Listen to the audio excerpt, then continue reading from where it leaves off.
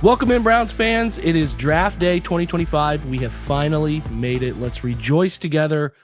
The disastrous disagreements with your family, with the people that you talk with online, all of that can be silenced tonight. We get some finality about these picks.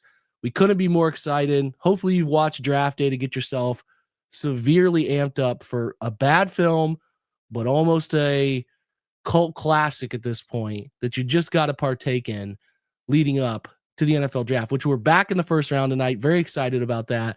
If you listen to player quotes that came out of Berea today, a lot of Travis Hunter smoke to the point that I would be pretty stunned if they didn't take him. There's too many quotes that coming from players and coaches and general manager that just smell like the decision has been made. Obviously, nothing set in stone. Could have a napkin floating out there that says Abdul Carter, no matter what, you never count the eggs before they're hatched. But we feel like this is going in the direction of Travis Hunter. We will get to a Browns-centered mock draft from all three of us here on set at a later time. That's going to be the second half of the show. The first half of the show, we're going to do a first-round mock draft. See how many we get right. We're not going to do any trades, and we obviously understand trades will happen, but we want to see how many we can get right just looking at every team in the first round, sorting through those picks. So that's what we're going to spend our time doing. You guys are going to love it. And then we'll come back for those of you who support the website at brownsfilmbreakdown.com, and you'll have access to the 3 mock drafts from us. If you missed it today, we have plenty of great things up, including the Deep Dive Mock Draft 3.0 Final Edition. I dropped that one for you guys. So that is out there. That's available. A ton of insight on picks. I tried to give you an idea of what you could do taking the quarterback in the second round, but trying to get a tackle that has a chance to be a really impactful early starter for you in some capacity. So I think they need it. So that's out there. That's available. That's a good read on draft day. Cody has put out some great content leading up to this on day 3 steals. He's interested. Also his ideal 4 picks. And then Scott has also put out some stuff on pretty much every position group offensively. We've gone through film rooms of all the quarterbacks, and we have gone through some film room of the running backs, and we've talked through tight ends, wide receivers a little bit too. So it has been, listen, our first draft is a website. It's been tricky. We're going to get better at it. We're going to get more comprehensive. We're going to start sooner next year, as we were figuring out a lot of other things earlier this year, trying to navigate, a new site and covering a team and all of that. But we're going to have a lot of good stuff throughout the year on the draft, and we're excited about that. But we're obviously very excited to cover this one. A reminder, we will be live on YouTube throughout the draft. We might take some breaks here and there, but for the most part, we'll be live on YouTube, going through the picks, talking through everything that matters. Probably take a day 3 break where the Browns are off for they're off for like 100 picks, basically 70 or something like that. It's crazy. So we might not be there the entire time on Saturday. Might take a couple breaks, but we'll be covering as much of this as we possibly can all the way to the very end. So again, we're very excited about that. Very excited to cover this for you guys.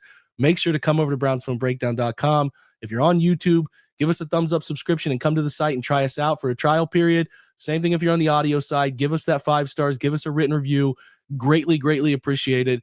And then obviously come over to the site and join us there, where you get all of those podcasts unlocked, plus plenty of great content delivered to your email inbox every single day. Also, Founders Channel, really great. That tier of support unlocks a spot on Slack to have discussions all day, which we do nonstop about everything Cleveland sports, specifically focused on the Browns, obviously, but plenty of great content and discussions that happen in there specifically for you guys. You get the free Browns Film Breakdown hat. All of it is there. We're pumped about it. Really excited to cover year 2 of this thing as a website and get to our first draft before that, though. So, fellas, I welcome you both in. We are going to round robin this first round, which we're very excited about. So I will take the Titans pick, which is the easiest pick to make.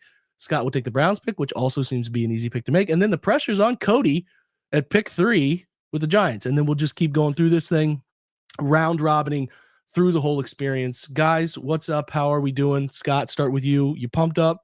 Browns draft, bring some memories for you?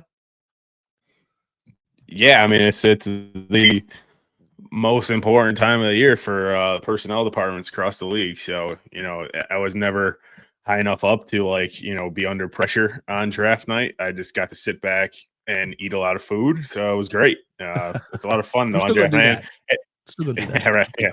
Another fun little tidbit. This was early in my time, but AB kind of loosened up towards the end there. But everyone always would like dress up really nice to get in suits, especially when you got a high pick. Like, you had to kind of come out looking nice.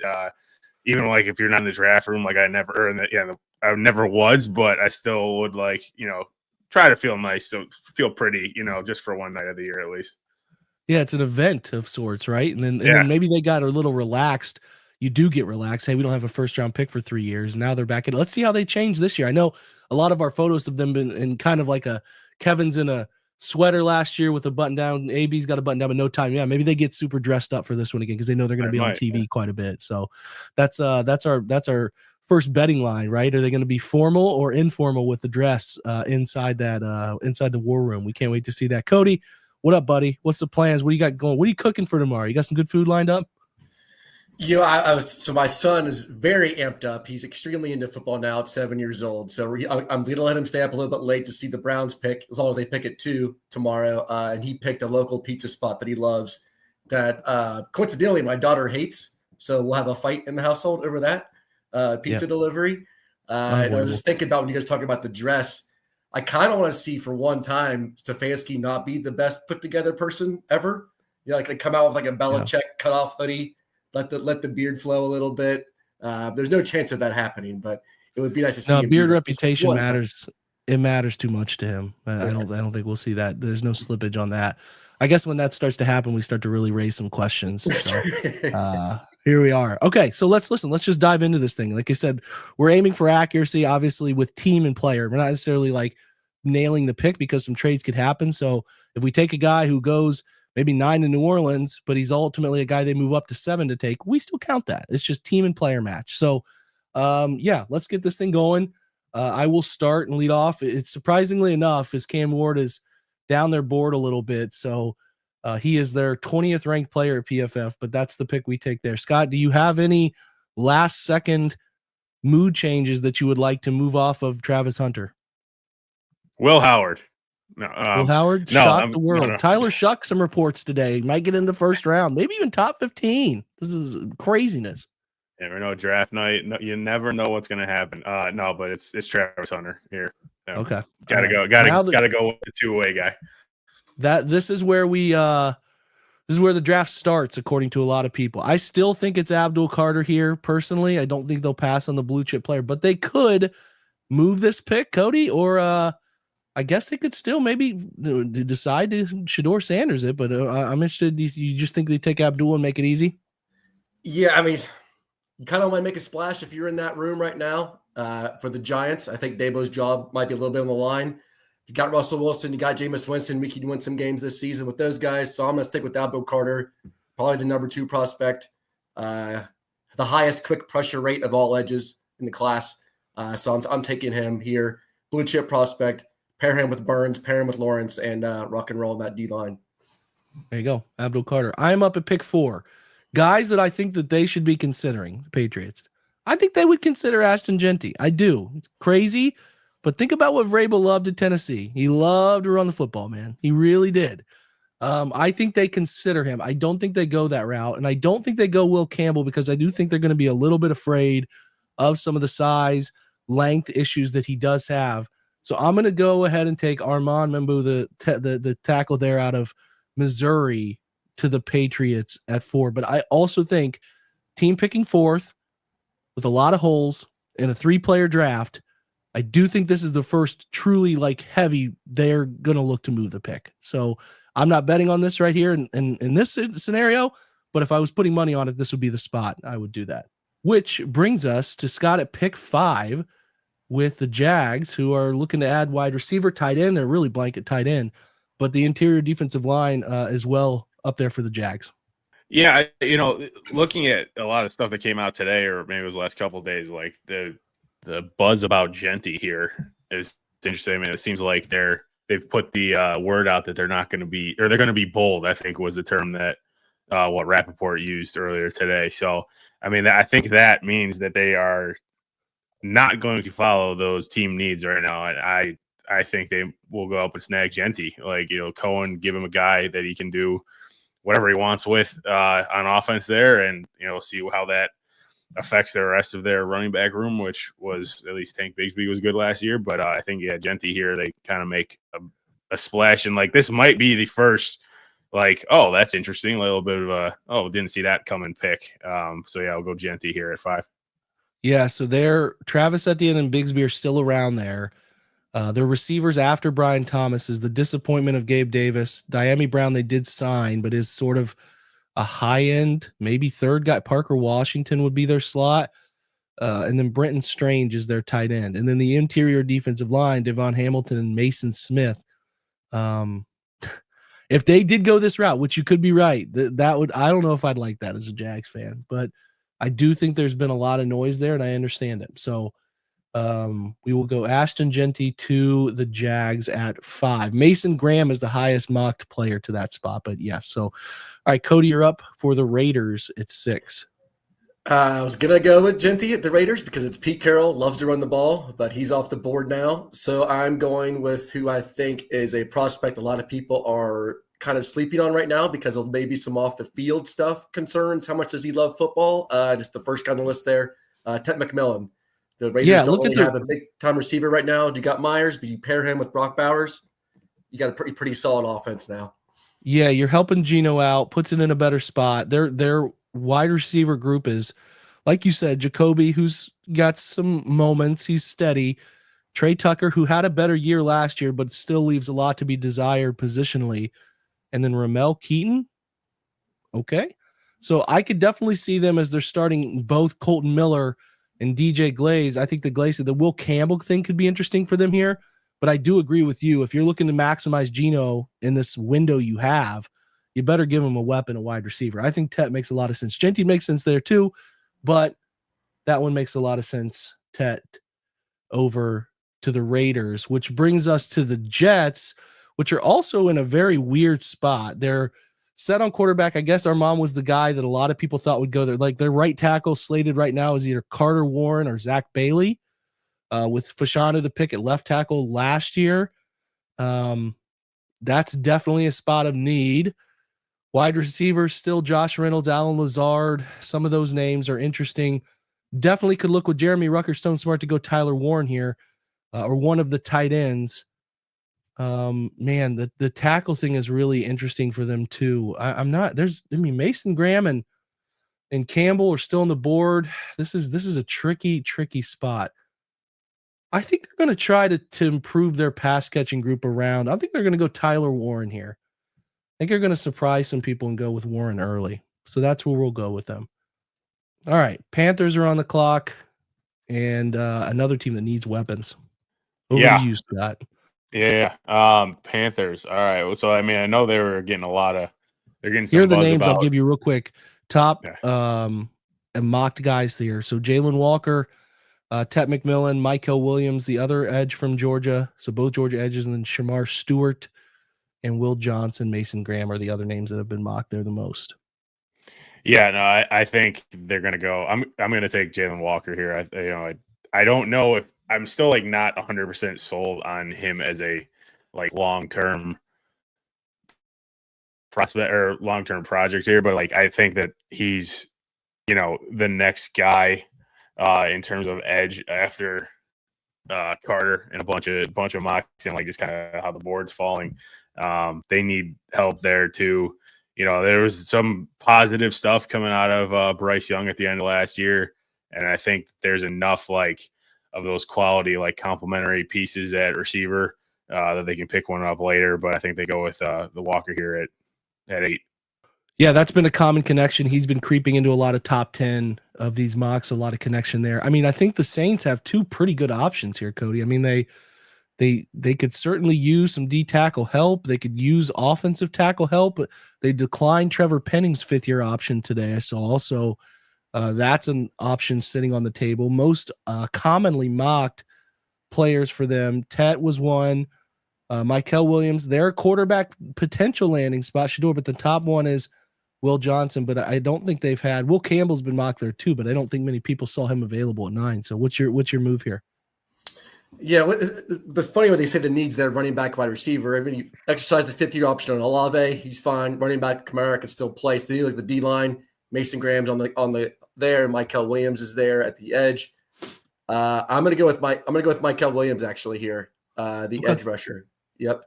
Yeah, currently their edge rushers are Cameron Jordan, who's on the brink of retirement, Chase Young they brought back, and then Carl Granderson. So definitely a spot that they could be looking for edge help. Let me see. They got the Georgia guys a little lower, don't they? Or did I pass him?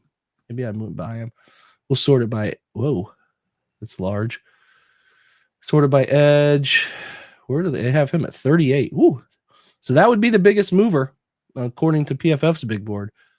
So, okay, Micah Williams. Now the Bears. So, all right, let me look at what the Bears need the most. I have to think they're interested in. I mean, they have Darnell Wright and Braxton Jones. So if Will Campbell's here, I think they're running the card up, personally. They're heavy into offensive tackles.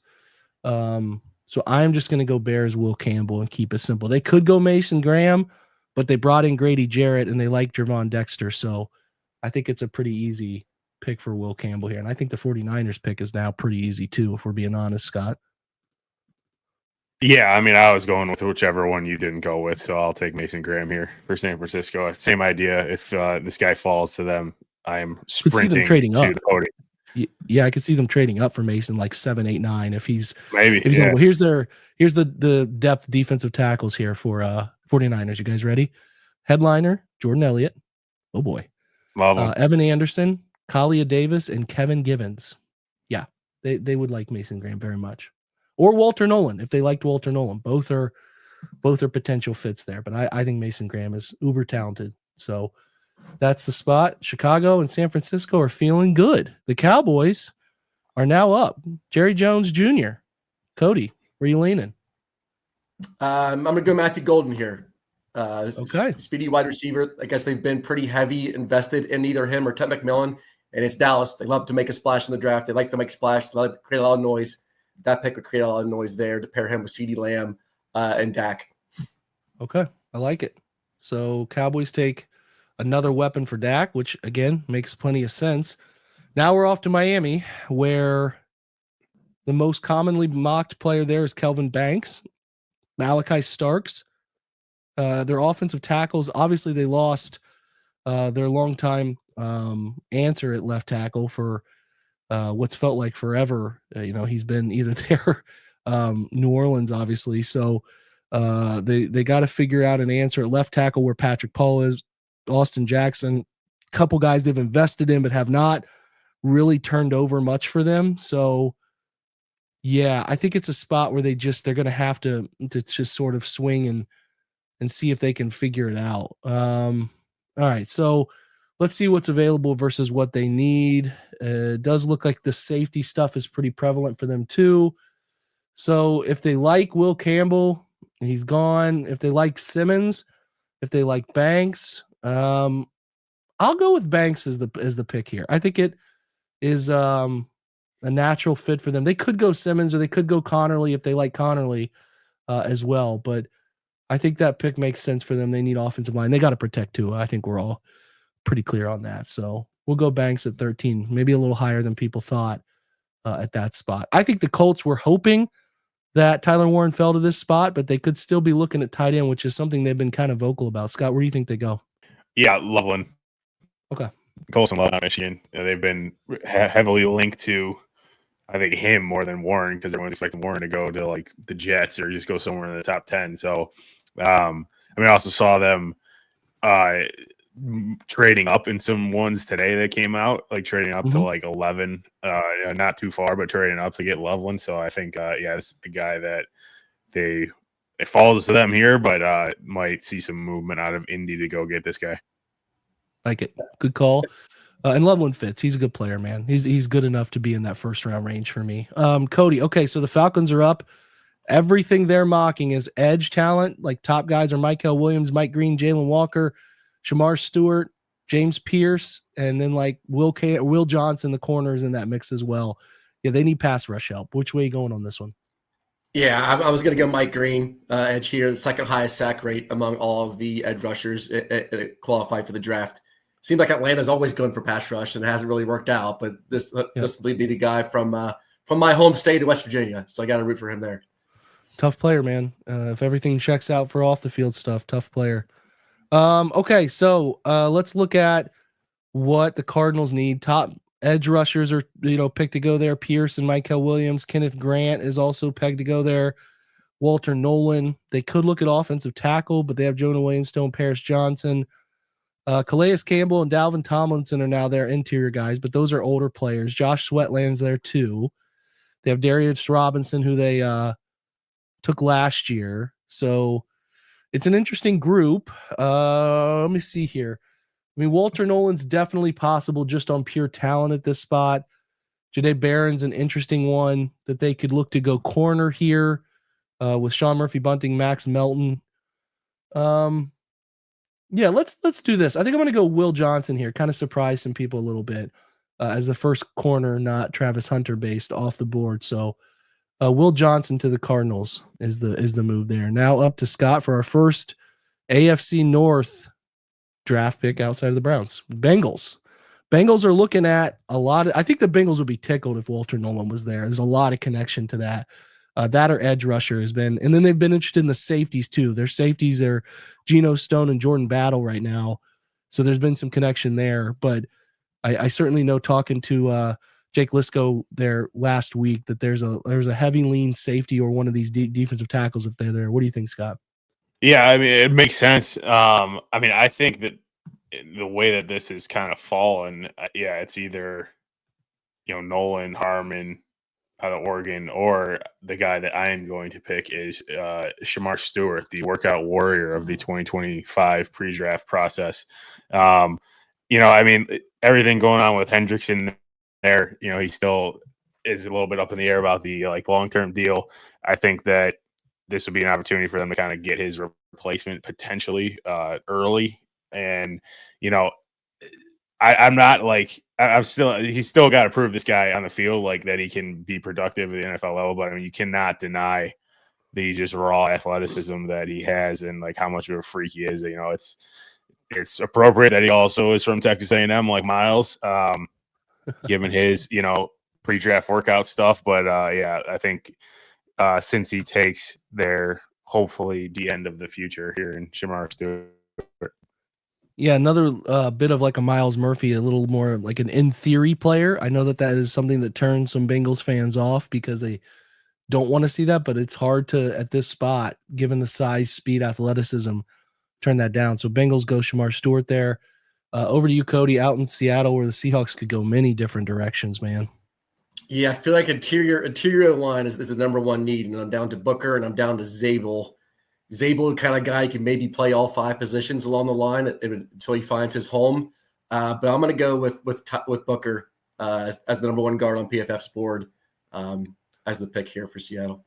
Yeah, I do think that this is a spot that Seattle would like to move down from if they can, just a hunch, because I think they wouldn't mind taking one of these guys, a guard there, and would feel comfortable doing it a little maybe lower and adding some, but I don't know if they'll be able to get that. All right, so Booker to Seattle. All right, Tampa is an interesting spot. There's a lot of directions these guys could go. I think that a lot of people are fitting Jahad Campbell there. I don't think they want to go that route. I think they know they need help at corner, so I'm going to give them Jahdae Barron at Tampa. Just it's a spot that they need. They could go edge for sure, but it's a spot that they need a premium position play. I think corner makes sense for them there, and Barron's a good fit for them. So that's the spot. Scott, you're up for the Broncos here, and a very interesting pick for them with coming off a playoff year. Yeah, I think this is another one where the Broncos could get out of 20 if somebody comes up with something a nice offer for them. I think that it kind of all seems like all signs are pointing to one position and one guy, and I think that I'm just gonna go with the flow here. Go with Amarian Hampton out of North Carolina. He's been getting a lot of buzz to Denver here. If they stick at 20, I wouldn't be surprised if they move up or if they go back. I think I've seen them going both ways here in some recent ones. So if they do stay at 20, though, I think that running back is the pick, and I think Hampton is the next guy after Genty. Like it. Good stuff. I'm with Pittsburgh here is an interesting spot for you, Cody, because they could go Shador or Dart, whoever they like, Milrow too.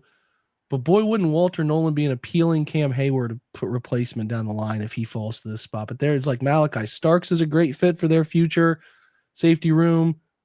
Luther Burden, if they're off, there's some reports today that it's possible for George Pickens to be out there dangled, maybe moved in the draft, sort of setting. But yeah, a lot of ways they can go here, man. What are you thinking? I just saw a Twitter there in the notification that Pickens unfollowed the Steelers on Instagram. So there we go.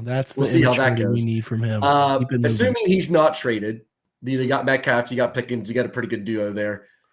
A tier defensive line is where I'm looking, even with Shador on the board, even with Jackson Dart, whoever they want quarterback. Their quarterback room is a mess, but I want to get a good football player from the Steelers. So I am going to go back up to the very top. Your top interior defender on the line, Walter Nolan there. Wouldn't expect him to be there if I was the Steelers initially in this draft, but very happy they are for them right now. Yeah, they that would be a great fit for them, and I would also simultaneously hate it. Okay. Chargers definitely could be looking to add wide receiver talent here to continue to push that offense further. Quentin Johnston hasn't panned out, but obviously they hit on Ladd last year. They brought Mike Williams back, but they could use, in my opinion, something along the defensive interior. They could maybe use a little more pass rush, but they're kind of in a good spot. Some connections made to tight end, but Tyler Conklin lands there. So, man, it is a pretty wild cardish pick right here. I'm going to go outside the box a little bit and give them a Emeka Egbuka here. I think Harbaugh is going to remember him fondly. I think he fits what they're trying to do. He does the position from top to bottom as well as anybody. And the Michigan man is going to select an Ohio State. I think he'd fit really well with Justin Herbert. So that's the route that the Chargers go right there. All right, Packers, the hometown pick, are on the board now. Over to you, Scott. Yeah. I mean, who knows how many guys they're going to trot out there, Green Bay, for this first round pick being at home to help Raj there make the pick. But, I mean, it says what receiver, edge, corner. It feels like they've been looking for a receiver for a bunch of years. And have gotten some decent players, but obviously Christian Watson hasn't gotten to the next level that they would like. I don't really know if there's I don't know if any of the guys that a receiver here that are available, Burden. I don't know if he's worth a first round pick. I think that they can kind of go a different direction. There's, Derek Harmon hanging out here, available still on the defensive interior corner. They need a corner, but this is kind of tough with how it's fallen because I think I want to go edge, but I feel like the guys who are there are on the fringe for me of being oh, you know what? Who's left? I'll go the Boston College edge, Donovan Ezeuako, however you say his last name. Yeah, that'll be much better for him on draft night, though. Yeah. They're definitely looking to add, the right way. Yeah, they'll get it better on draft night, but that more of a speed rusher needs more of a counter, but he is really good at turning the corner and would create some opportunity for them. So I like the fit. Another spot here at 24 that could get a call from Andrew Berry if they're so inclined. I think those two know each other decently. Cody, what do you think? Who you got for the Vikings? Yeah, I think in actuality, this would be a traded pick. I think the Vikings only have 4 picks overall in this draft, so they need some more capital. Correct. So AB might call, Giants might call to move up for Shador, Jackson, whatever they're going to take. But no trade scenario. I'm going to go the safety route. Nick Emanuwari, I believe how you say his last name, the top safety on the board.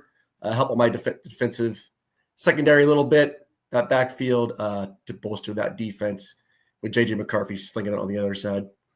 Okay, let me get to sometimes these values go a little different. So Emanuwari's down the board a little bit for PFF. They have him at 67, but that's not the consensus board across the process. So would not at all. I wouldn't be surprised if Emanuwari even went up there to the Bengals. I know the Ravens would be interested in him as well. Texans up now. and a team I think that needs to make a pick here. I think the fit is pretty perfect. When you lose, Laramie Tunzel in that trade, I think the fit here with Josh Simmons, Ohio State connection with his boy, it's just an easy pick for them because right now they're slated Cam Robinson and Blake Fisher. So I think that they're going to run if Josh Simmons is there and take him at that spot. Rams are up for you, Scott, which they could go a lot of different directions here. The top mocked players one of those was Simmons. Jihad Campbell's another one.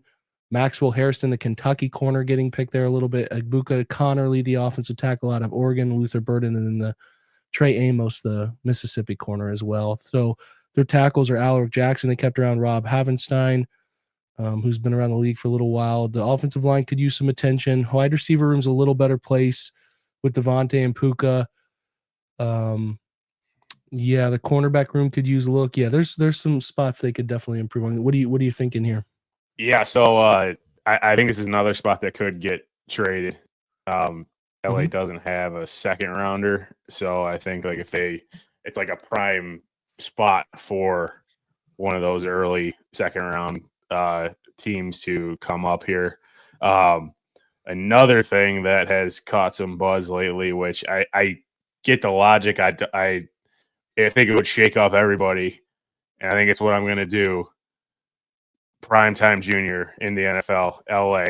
Let's make it happen. Shador here, 26. Okay, that would be the draft always has some of these moments. That would be the one like holy shit type of moment. The late draft week buzz of Matt Stafford's getting old. We're gonna need someone to fill in for him eventually. He's kind of playing on a year-to-year contract at this point.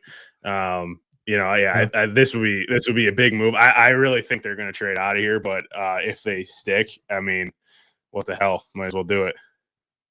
It's him or Dart are interesting to them. Milroe any of those quarterbacks. That would be the one that has not been linked at all. And that's what happens every year is there's no link and then it happens. So that's a good one. All right. I think this is a perfect fall for the board for the Ravens, who would just love Malachi Starks right here. They're starting currently our Darius Washington back there. It's strong. I think it's just based on talking to Ken McCusick last week. This is the guy most popularly mocked. They could go edge rusher, James Pierce. Some of the edge rushers they've drafted, Ojabo and Odafe Owe, have not panned out for them the way they've hoped. They could go edge rusher, but I think Starks is just the best player available by a wide margin here. So fit that, and they'd feel pretty good about it. The Lions up next for you. Another good one to pick, Scott, with a pretty good roster. They just extended Kirby Joseph today. So they feel good about their secondary. Pass rush should get healthier this year. Most popular guys, honestly, the most popular guys going there are edge rushers. Ezuraka, who's already gone. Nick Scourton, the other A&M kid, the Purdue transfer, is mocked there a lot. James Pierce mocked there a lot. Mike Green, Shamar Stewart, some of those guys that are gone, but there's a little interior O-line connection going on there too. Maybe like a Donovan Jackson fit. But what do you got? Yeah, I'll go. I'll stick with the edge here. I'll go with Scourton out of Texas A&M here. I think it just they need, like you said, like they're heavy on edge in a lot of these mocks. You get a guy who still high enough up on the board to make it worth it here in the first round. So I'll fill that spot. Okay, well, we're off to the Commanders now. I feel like we've said this a lot. They don't have many picks. They have the 31st out of 32 teams in capital for this draft. They don't have a third or a fifth, so they could look to move down. Would be a cheaper move up for the Browns. Most popular pick there is James Pierce, which all of these edge guys are very understanding right now because their edge rushing group is rough. So I can't even entertain anything else. I mean, I think if Pierce is here when they're up, based on what the board has fallen for us, they would gladly go that route. They could go running back, but I still think they know they need the premium edge rusher. If they can find one at 29, they would do it. So that's out. Did I skip you, Cody? Yeah, we're good. We'll just flip flop. Yep, you got the Bills. More fun pick anyway. My bad, brother. No, you're good. I think D line is heavy here. The edge room and the interior defender. I like interior for. I forgot Bosa landed there. Completely forgot that. Yeah, but then you got Daquan Jones and Ed Oliver there, and Greg Rousseau. It's a tough room, but I want to build on that room even more. and I want to take Kenneth Grant here. Okay. For the Bills. They could also go safety. That's another spot that's interesting Yep. for them. But I like Grant or Derek Harmon at that spot too. Okay. Good pick. Scott, we'll go back to you. We'll skip me. I'm going to be done for the night because Cody, you'll get the Eagles. So, Scott, we're going over to you for the Chiefs. Just a sad, no luck franchise that can't get anything to go right for them. Maybe you can get this pick to work out something in the right direction for these poor bastards. Yeah, they must have traded back all the way to 31 to be picking this late in the first round. Yeah, I will go. Yeah. So, yeah, I mean, the O-line helped for sure. Obviously, we all saw what happened in the Super Bowl there. I think Zabel out of North Dakota State fits here. Again, they need some help, and he can play multiple spots. It kind of works out well that he falls to them here at 31. So I think it's a pretty easy pick for the Chiefs. Okay, they go Gray Zabel with Harmon. With Connerly still on the board there too. So, okay, let's go back to you, Cody, for the Eagles. Another just sad luck franchise. Can't get anything right there either. I'm gonna go Harmon here. I think he's still on the board, correct? Yeah. So this is kind of like fostering in the Lane Johnson replacement down the line, right? Yep. I would hate this because then we would lose the dilemma of whether we would take him, because that's something I do want to hit on. Is like those are the guys that would be available. It'd be interesting. Some of the names, some of the corners that we thought would go late didn't go. But real quick for the audio side, let's just rapid fire these. So Cam Ward goes 1, obviously. Travis Hunter 2, Giants at 3, Abdul Carter 4. Patriots take Armand Mimbu, the tackle out of Missouri. Jags go a little bit of a surprise and go Ashton Genty at running back. Raiders go Tet McMillan, Arizona wide receiver. Tyler Warren goes to the Jets at 7, the Penn State tight end. Panthers at 8, Jalen Walker, the edge rusher from Georgia. His teammate back-to-back. Saints take Michael Williams out of Georgia as well. The next pick, the two I like the most for value are the Bears getting Will Campbell at 10, the tackle out of LSU. And then 11, Mason Graham falls all the way to 11, the Michigan defensive tackle to San Francisco. Cowboys add another weapon, Matthew Golden, wide receiver out of Texas at 12. 13, the protecting the quarterback there in Miami, Kelvin Banks Jr., the tackle out of Texas, is the route they go. Colts get their tight end, maybe not the one they want at the top of the board, but they get Colston Loveland, the tight end out of Michigan. 15, the Falcons get some pass rush help, Mike Green out of Marshall, the edge. And then 16, Will Johnson, Michigan corner there as well for the Cardinals. 17, Shamar Stewart to the Bengals, an edge rusher for them. The Seahawks at 18 go with Tyler Booker, the guard. 19, Bucks go Jahdae Barron, corner out of Texas. 20, get the Broncos taking Omarion Hampton, the North Carolina running back. 21, Walter Nolan, good pick for the Steelers. Defensive tackle out of Ole Miss. Chargers take Emeka Egbuka, the wide receiver out of Ohio State at 22. 23, Donovan Ezuraku, the edge rusher out of Boston College, goes to Green Bay and the hometown pick. And then the Vikings take Nick Emmanwori, the safety from South Carolina. The Texans land a tackle to replace Laramie Tunzel. So they go with Ohio State's Josh Simmons. The biggest surprise we have on the board is the Rams taking Shedeur Sanders at 26. 27, Malachi Starks, a safety from Georgia, goes to the Ravens. Good pick for them again. It feels like they always just make good picks. The Lions take Nick Scourton, the edge, former Purdue edge, off to A&M last year. So they get him at 28. 29, James Pierce, the Tennessee edge rusher, goes to Washington. There at 29. 30, Kenneth Grant, defensive tackle out of Michigan, goes to the Bills. The Chiefs at 31 take Gray Zabel, the North Dakota State tackle guard. We'll see where he lands for them. And then the Eagles take Josh Connerly, the tackle out of Oregon, at 32. A lot of great names would have been left for us for the Browns. We will address all of that with our own mock draft from 3 different websites in true dueling fashion right after this break. If you are not with us, come over to brownsmanbreakdown.com, join us, listen to all 3 of us go through a mock draft here on the day of the draft. We'll do that with you. So if you're sticking around after the break, you're a subscriber, hang out. We'll be right back. If we're seeing you for the end of this podcast, we'll catch you with some reaction to the pick tomorrow for the podcast. We'll have that for you. Otherwise, come on over, join us, and unlock the rest of the show so we can get you ready for the first round of the NFL draft. Hopefully you enjoyed. We'll be right back, or we'll catch you tomorrow. Until then, go Browns.